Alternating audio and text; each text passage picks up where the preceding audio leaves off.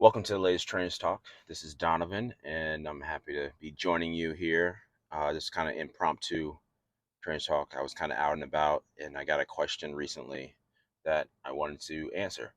So, a friend of mine asked, who's starting their own business recently, how do I decide what new opportunities I take on? And this is something that um, is something that I think about all the time, but I've kind of come up with this framework that works for me that I use when I'm, looking at potential new partners, looking at what clients I might be working with, looking at all types of things. It kind of works across a lot of things within my life at this stage of my life. And I'm going to go through some of those points. And I think one of the things when you have these frameworks of these things, it doesn't mean that you can't shift a little bit, but having this roadmap kind of gives you some direction and some clarity and a focus that is necessary, because I do still always believe that to get to certain goals you have to have a level of consistency and belief in your goal, and you can't be changing day to day in that focus. um, there has to be consistency, or you will get lost. So here are my three kind of main pieces. First thing is, does it fit within my North Star, the direction I'm trying to go overall towards, the big picture, why I do what I do, why our company does what we do, what me and my wife do, what we do, is it moving in that direction? Is it on that road? Um, our goal is to help people be their best selves and make wellness and fitness approachable across the valley in kind of hospitality settings. So is it moving in that direction? And if it is, it might check a box. The next one is, and it's probably one of the biggest ones, can I afford the time investment? I would love to be able to work and help anybody as possible, as many people as possible, but you know, it's only 24 hours in a day, and that's just not realistic. And what I've learned over the years is that if you spend so much time on just new opportunities, you sometimes forget about the current opportunities that are right in front of you, or the current commitments that you are committed to. And I want to be, one of my biggest successes is being able to maintain clients and relationships for long periods of time. And it's because my focus is always with, as the kids say, the day one. So the people who've been rocking with me, I want to grow with them as they grow and as we work together to make them healthier and maintain their level of focus or being their best self, whatever that means for them. So, can I afford the time needed for the investment? And this is not always, this money can help influence this. Obviously, if there is a bigger ticket opportunity, then I'm willing to put the time investment because it will cover the potential net loss that I would get if I didn't.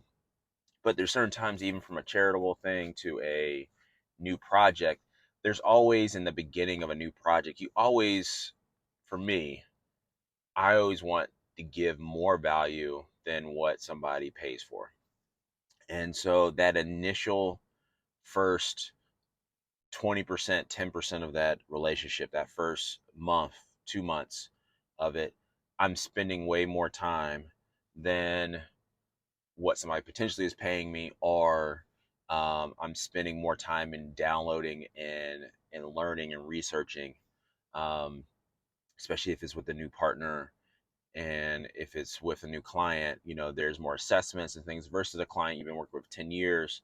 There's just some natural inherent things that are take less time to develop and understand. So the big picture is, can I afford that time? And if I can't, then the secondary thing is, do I have a resource or opportunity to suggest for them to still get something out of it? I still want to help people if I don't have the immediate time to do it myself.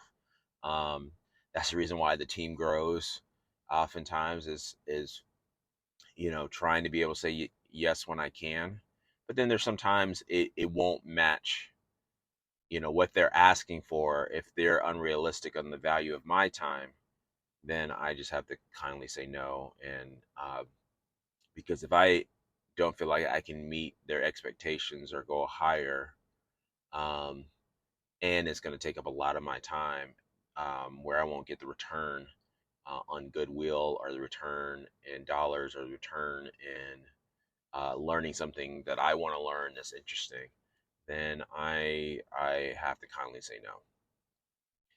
The last thing is kind of the kind of the gut check.